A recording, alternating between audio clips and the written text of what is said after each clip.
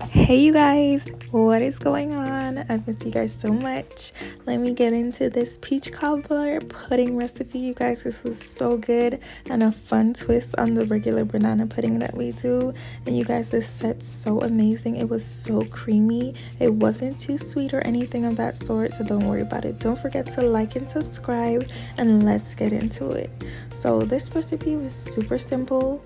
I just took some organic peaches that I got from Publix, and you see me here just adding it to some boiling water. I didn't put anything inside of the water. I know some people would put like baking soda, but I didn't do any of that because I'm going to be peeling the skin off anyway. Now I just left those in there for about 45 seconds, making sure that I kept moving them around, and they said that this is supposed to help you peel the skin off. I ended up using a knife to peel them off anyway, but it's whatever, it's up to you. Now I'm just taking my little knife here and I'm just slicing those up. The slices don't have to be perfect, honestly, because they're gonna be getting cooked. It doesn't matter.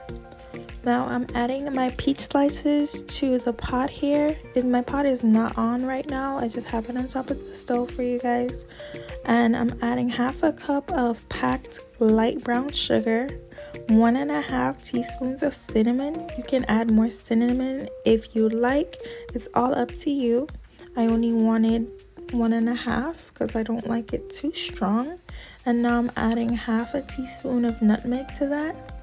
And I also go ahead and add about half a teaspoon of some clove powder to that as well. That's optional. If you don't want to add it, you don't have to add it. Next up, I'm going to be doing about 2 teaspoons of lemon juice. And I also add in 1/4 cup of white sugar. And I'm just going to mix that around really nice just until everything is incorporated properly. Take your time with this just to make sure that you don't have any loose clumps of cinnamon anywhere, even though it's gonna boil out. You don't need any water because the peaches themselves are going to make water for you as they start to boil. So just like I said, make sure that that's nice and mixed up. Some people don't boil the peaches. It's all up to you. I prefer mine boiled because I feel like that makes everything incorporate a lot better. Sorry, I'm gonna be adding bloopers in this. I'm so sorry. I just want you guys to know that it's okay if you make a little mess up here and there as well. Now I'm gonna be turning my stove up to about medium heat. My stove goes up to 9, so I think I put it on like 4 or 5. Next up, you're gonna be I took my pound cake recipe that I do, and that's what I'm using as my cake. If you wanted to, you can use box mix as well. Let me know if you guys want my pound cake recipe. I'll post a video about that. Now this is the peaches after boiling for about, I want to say like 8 minutes. I just added in a little bit of cornstarch to it. I can't tell you how much exactly, but I want to say I did about like a teaspoon of cornstarch and some water in there. I don't know how much water, honestly. You just want it to be kind of thickish, but slowly add your cornstarch until it gets to, you know, like that peach cobbler consistency, like almost like the thick syrupy consistency. Now I add half a stick of melted butter to the bottom of my pan right here, and I'm just going ahead and adding in my cake batter to that. Sorry, I was not thinking about angles in this moment. I know this looks terrible. I'm so sorry, guys. Now I just make sure that I'm scraping all of that batter out of my bowl, and now I just take my spatula just to kind of, you know, level it off and move it around. It's okay if the butter comes up from underneath. That is perfectly fine. And I'm just making sure that everything is nice and even. You can tap this on the counter too if you would like, but it's all up to you. Now I'm taking my peaches and I'm using this this spatula, I guess you could say, or spoon that has the holes in it, because I don't want to get all of the juice and put it on top of here, and I'm going to show you why in a couple clips over. So I'm just barely taking some juice up, and mostly those peaches, and I'm just getting them spread all around. You don't need to press this in or anything like that. Just rest them on top. Trust me, it's going to be fine. I'm just making sure that I get peaches in every single corner, you know, because you don't want to have a spoonful. That's not what peaches are, mostly cake. So now I'm just making sure, like I said, to get that everywhere. I added in a little bit more juice on top, but not using all of it. I still left myself some to have for the jar. And now I placed that in the oven at 350 degrees for about 30 minutes, I want to say. 30 minutes to an hour. It all depends on your oven. Now I'm taking my vanilla pudding mix here. You guys can make homemade bloopers again. You guys can make homemade custard if you would like. It's all up to you, but I just wanted to use vanilla pudding for this video. I added in 1 cup of cold milk. I know the recipe asks for 3 cups. We're only going to be using 1 cup.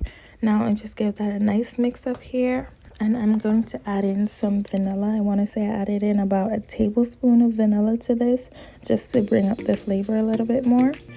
And now I'm just gonna mix like so really fast, just making sure that I'm getting all of those clumps of the pudding powder out, and just making sure that